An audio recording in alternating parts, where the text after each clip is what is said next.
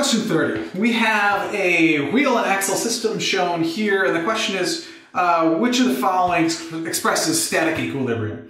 In order to be in static equilibrium, the net torque about the very center needs to be equal to 0. So let's walk through that. Alright, so the net torque about the center needs to be equal to 0. We have a torque due to the weight of mass 1 and a torque due to the weight of mass 2.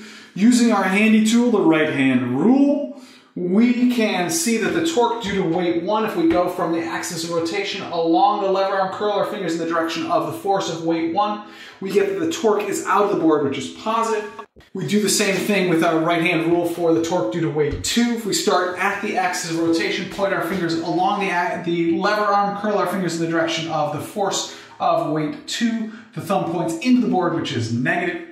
And the whole point of this question was that the net torque is equal to 0. It's in static equilibrium. Therefore, we end up with the torque due to weight 1 is equal to the torque due to the weight 2.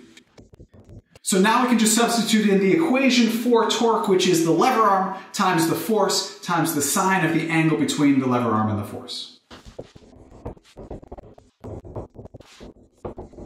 So we get the lever arm times the weight times the sine of theta for both 1 and 2. Substituting in numbers, the lever arm for 1 is this distance a. The weight for 1 is mass times the acceleration due to gravity, and that's the mass of the first one.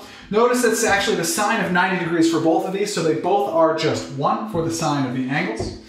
And then the lever arm for 2 is b, and we have the weight for 2 is just mass 2 times the acceleration due to gravity. And you can see that the acceleration due to gravity will cancel out, and we end with A times mass 1 is equal to B times mass 2, which is our correct answer, B.